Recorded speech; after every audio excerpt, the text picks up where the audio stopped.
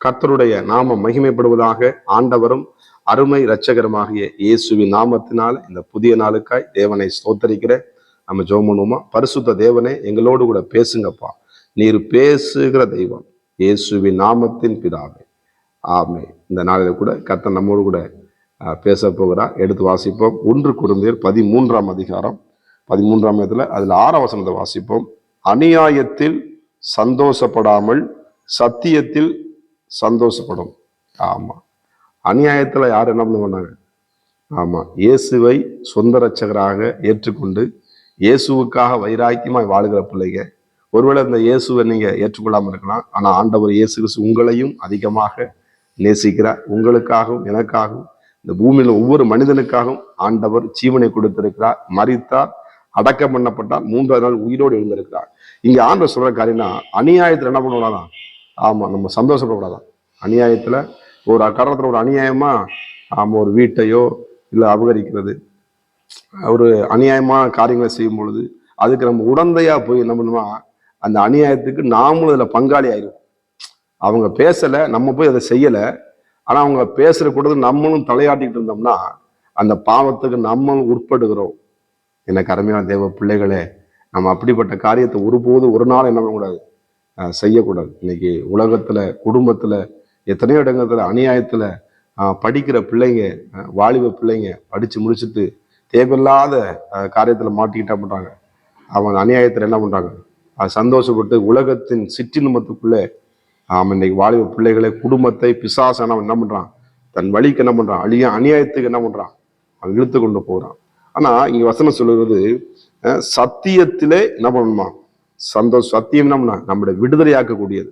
ஆமா, சத்தியமாகிய ஆண்டோடைய வார்த்தை நம்ம என்ன பண்ணுது, விடுதலையாக்கி நம்மளை நித்தியத்துக்கு நேராக, ஆசுவத்துக்கு நேராக, மகிழ்ச்சிக்கு நேராக. சத்தியத்தை அறிவீர்கள், சத்தியம் உங்களை என்ன பண்ணும், விடுதலையாக்கும். நம்ம விடுதலையாக்கப்படாம நம்ம அநியாயத்தில் இருந்தோம்னா நம்மளுடைய வாழ்க்கையில இருளும் கவலைகளும் கண்ணீரும் என்ன பண்ணும், அப்படியே நம்மளை போட்டு கட்டி போட்டு என்ன பண்ணும், நம்மளை ஒண்ணுமே எதுவுமே செயல்படாத முடிய என்ன பண்ணும், நம்மளை ஒரு இருட்டு அடைக்கிற போய் அடைச்சு வச்ச மாதிரி காணும். நம்ம அப்படிப்பட்ட காரியங்களுக்குள்ள நம்ம ஈடுபடக்கூடாது. அதான் துன்மார்க்கனுடைய ஆலோசனை நடவாமலும், பாவியருடைய வழியில நில்லாமலும், பரியாசகர் உட்காரத்தில் உட்காராமலும், கர்த்தருடைய வேதத்தில் இரவும் பகலும் தியானமா இருக்கிற மனுஷன் பாக்கியவான். கர்த்தருக்கு மகிமை உண்டாகும். 4 பேர் சேர்ந்துட்டாங்கன்னா, 5 பேர் சேர்ந்துட்டாங்கன்னா, நல்ல காரியங்களை பேசுனா சோதனம். அதாவது மற்றவர்களுக்கு புரோஜனம் உண்டாகும்படி காரியங்களை என்ன பண்ணுவோம், அதை நம்ம பேசணும். அநியாயமா அதை பேசும் பொழுது அது தேவனுடைய பார்வைக்கு அது வேதனை அளிக்கிறதா இருக்கும். எனக்கு அருமையான தேவ பிள்ளைகளே, நாம் சத்தியத்தை இன்னும் அறிய, அதாவது நம்ம அறிய என்ன பண்ணுவோம், தேவனுடைய கரம் நம்ம மேல் வந்து என்ன பண்ணுவோம், அமர்றாய். கர்த்தருடைய கரம் அமரும் பொழுது நம்ம வாழ்க்கையில விருத்தி அடைவோம். நம்ம வாழ்க்கை என்ன பண்ணும், செழிப்பை நோக்கி, நித்தியத்துக்கு நேராக நோக்கி நம்ம பயணம் செய்யும். அது மாத்திரமல்ல, மேலாவசனம் சொல்லுது 4 சொல்லுது பாருங்க, அன்பு நீடிய சாந்தமும் தயவும் உள்ளது, அன்புக்கு பொறாமை இல்லை, அன்பு தன்னை என்ன பண்ணுது, புகழாது, இருமாப்பாயிராது. தன்னை பத்தி பெருமையா பேசாது. கர்த்தருக்கு ஸ்தோத்திரம். ஆண்டவர் இயேசு கிறிஸ்து பார்த்தீங்கன்னா தன்னை பத்தி என்ன பண்ணல, அவரு பெருமையா சொல்ல. ஆண்டவர் ஒரு குருடனுக்கு சுதந்திராரு, அவன் கண்ணு திறக்கப்படுது, என்ன பண்ணு, உன் குடும்பத்துக்கு போய் என்ன பண்ணு, நான் போய் சந்தோஷமா வாழ அப்படின்னு சொல்றாரு. அப்ப நீ யாருக்கு என்ன பண்ணாது, அதை சொல்லாது அப்படின்னு சொல்லி நம்ம ஒரு காரை சொன்னா எல்லாரும் இன்னைக்கு நான் அதை செஞ்சுட்டேன்னு சொல்லி உடனே என்ன பண்ணாங்க, தமிழ்நாடு. ஒருவேளை உங்களுக்கு யாராவது செஞ்சிருப்பாங்க, அந்த காரியத்தை என்ன பண்ணாங்க, எல்லாத்துக்குமே சொல்லியிருப்பாங்க.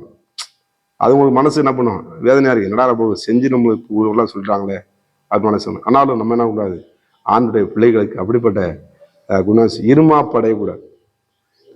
அதை வசனம் சொல்லுது, என்ன பண்ணுமா, தன்னை போடாது, பொறாமை கொள்ளாது.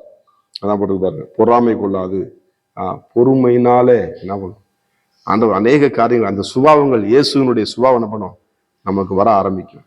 இப்போ அநியாயத்துல ஒரு மனிதன் சந்தோஷப்பட்டானா அது வேதனை அடிக்கிறதா இருக்கிறது.